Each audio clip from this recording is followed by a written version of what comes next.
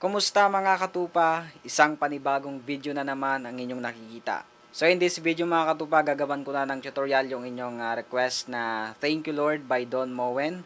Before we start mga katupa, nais ko kayong batiin ng Merry Christmas. So our Savior was born. Sana yung araw na to, maging kaisipan natin ay hindi yung about sa mga gifts or pagkain. So we celebrate this day, kahit di man ito yung eksaktong araw, basta dumating si Lord para sa atin, para tayo bigyan ng Panginoon ng kaligtasan. So sana i-appreciate natin yung araw na to at let us give thanks to the Lord talaga. He gave His life for us to have a eternal life. So i-accept natin si Lord sa ating mga puso.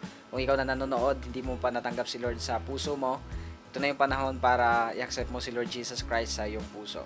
So dahil nga mga katupa, Christmas ngayon, ito yung napili kong gawa ng tutorial na request ng ilan sa inyo. Ito yung sinabi ko kanina, yung thank you Lord, para i-appreciate natin nga, yung sinabi ko para ma-appreciate natin yung araw na to para sa Panginoon. So wag na natin patatagalin pa itong video na to mga katupa. Tayo ay magsimula na. Ayan mga katupa, yung key or chords na gagamitin natin sa kantang ito na Thank You Lord by Don Moen is in the key of D major. Yung original key nito ay nasa key of F. So kung gusto nyo gawin yon, maglalagay tayo ng capo sa 3rd fret. Yun ang original key. Then, key of D yung gagamitin na chords. But, sa ating tutorial na ito, ang gagamitin ko lang ay key of D sharp. So, that means, nasa 1st fret lang yung ating capo. It depends na rin sa inyong mga boses. Kung mataas para sa inyo ang key na to, pwede kayong hindi gumamit ng capo. Kapag mababa naman, kayo na ang bahala mag-adjust ng capo pataas ng nota. So, ilalagay natin yung ating capo dito sa 1st fret. Then, D family chords yung ating gagamitin. Narito naman mga katupa yung lahat ng chords na gagamitin natin sa buong kanta. Unang-una mayroon tayong D, which is the main key. A major, B minor. So bar chord yan. Kung gusto nyo gamitin yung open B minor 7, yan, gamitin nyo yan kung nahihirapan kayo sa bar chord. But this time, sa gagawin ko, bar chord yung aking gagamitin. Gagamit din tayo dyan ng G major. And last one, E minor. So, I tell you mga katupa, napakadali lang tugtugin yung kantang ito. Napaka-basic ng kanyang chords. So, ito naman yung kanyang strumming pattern, mga katupa. Down, down, up, up, down, down, down, up. Mas mabagal. Down, down, up, up, down, down, down, up. So, yung dulo lagi sa yung down, up, yun ang ating pag-switch sa another chord. Then now, mga katupay, apply natin yung ating strumming pattern sa ating intro. So, yung chords ng intro ay daga. So, in English, rat. So, alam nyo na ibig sabihin ko, D-A-G-A. So, yun ang kanyang chords ng intro. So, i-apply muna natin yung ating strumming pattern para masundan ninyo yung pattern ng ating strumming. Let's start.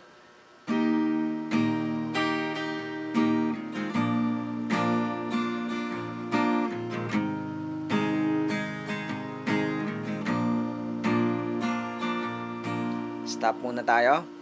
So, yan, yung tempo or kung gaano kabilis yung kantang ito ay medyo mabilis dun sa kanta. But then, sasabihin ko sa inyo, pwede kayong mag-adjust dito ng bilis. Kung hindi nyo pa kaya ng mas mabilis, bagalan nyo muna hanggang sa masanay na kayo na medyo mabilis na. Then, depende pa rin naman sa inyo yan kung gusto nyo na hindi gaano mabilis talaga yung way ng pagkanta ninyo ng Thank You Lord. So, bahala na kayo dyan. So, ngayon mga katupa, papasok tayo ng verse.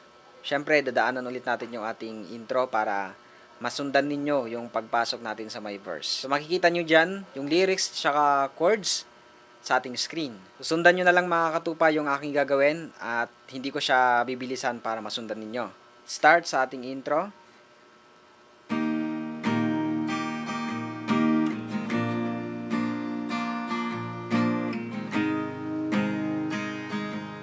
Last one, A. I come before you today. E minor. And there's just one thing want to say. G. Thank you, Lord. A. Repeat, G. A. Thank you, Lord. Then, repeat. For all you've given to me. Same kanina. E minor. For all the blessings that I cannot see. The same kanina. Thank you. A. G. A ulit. Thank you. A. Then sa with a grateful heart. D. With a grateful heart. Tapos A. With a song of praise. Then B minor. With an outstretched arm. G. I will bless your name. Stop muna tayo. So ayan mga katupa, mapansin nyo, napakadali lang talaga nung chords kasi the same pattern dun sa unang part na ginawa natin from I came before you today hanggang dun sa may pagtatapos ng thank you Lord. Then ulitin lang din dun sa may for all you've given to me. Pagdating naman dun sa may with a grateful heart, bali nangyari na dyan sa may with a grateful heart, D, A, B minor, G. Then, pagpasok naman ng chorus, so ganito ang pagpasok natin. So, nag-end tayo dun sa may G, sa may I'll bless your name. Yung chorus, mga katupa, sobrang dali lang din ng kanyang chords kasi the same with intro. I will bless your name, thank you, Lord. I just wanna thank you, Lord. Repeat lang. Thank you, A. I just wanna G, A. Thank you, Lord. Then, thank you, Lord, sa may pag-end dyan, sa may chorus natin. Pupunta ng D. Then, continue na siya sa ginawa nating intro. Sa daga. Sa G. Sa A. Then, go to verse 2. Siyempre, kung ano yung chords natin kanina sa may verse 1, ganun din yung chords natin dito sa ating verse 2. So, let us assume na lang mga katupa na natapos na natin or ginawa na natin ulit yung verse 2. So, para hindi tayo matagalan sa ating video. Then, sa my last part ng kanta, since wala siyang bridge, meron siyang chorus 2. So, yung chorus 2 naman niya, wala namang pinagkaiba doon sa may chorus 1, maliban na lang doon sa dinagdagan pa siya ng another 2 linya. And of course, hindi magbabago dyan yung kanyang chords and the same as the pattern. So, napakadali lang mga katupa. So, tapos na yung ating tutorial. Play along na tayo mga katupa para masundan niyo yung kabuuan, yung flow ng kanta from the beginning, syempre sa pagtatapos. Syempre, simula lahat sa simula, magtatapos sa may tapos. So, bago tayo magsimula sa ating play along mga katupa, kung gusto mo na maabangan yung mga susunod kong tutorials kagaya nito, pindutin muna yung subscribe button na nasa baba at yung bell notification, tsaka yung all, para siguradong updated ka sa mga bagong videos na ina-upload ko.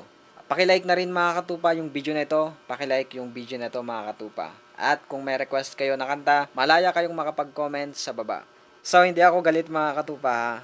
Anyway, ito na, magsimula tayo sa ating play along.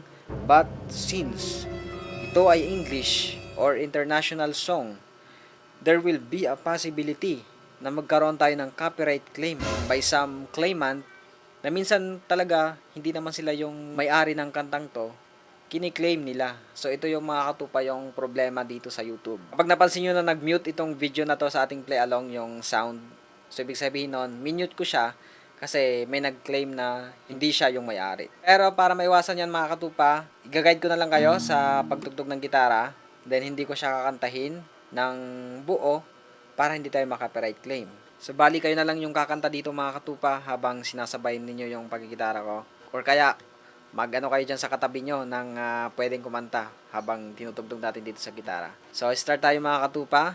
In 3, 2, 1. Intro tayo.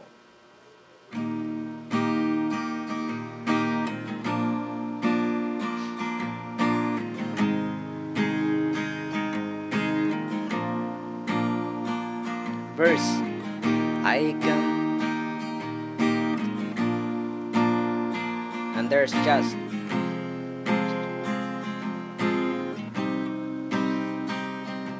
you, Lord.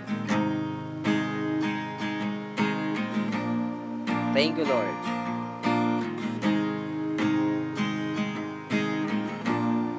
For all you've given to me.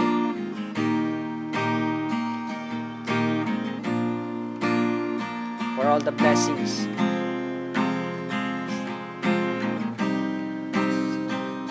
Thank you, Lord.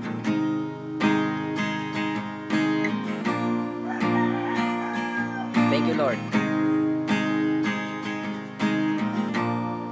With a grateful heart. With a song of praise. I will bless your name.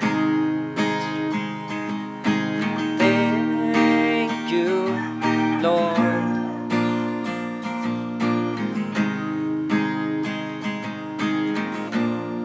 Repeat.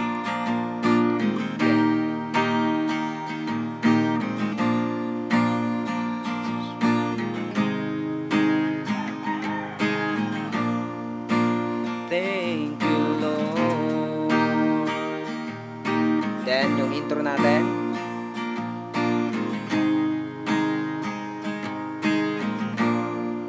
Verse 2. For all you've done in my life, you took my darkness.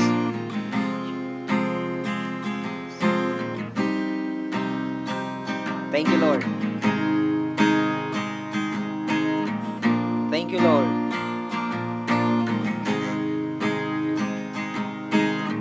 Yes, Lord, you took my sin.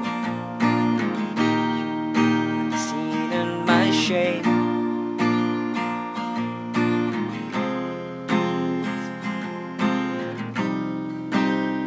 Thank you, Lord. Thank you, Lord. With a grateful heart, with a song of praise.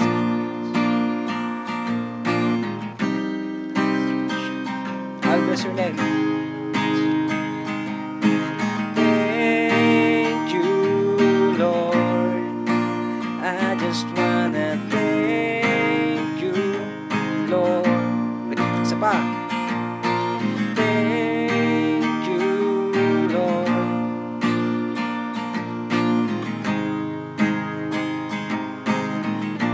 Last one.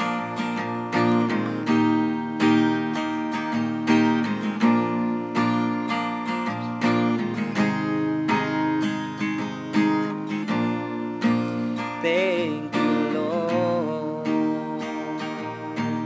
Instrumental. Para mag-end tayo.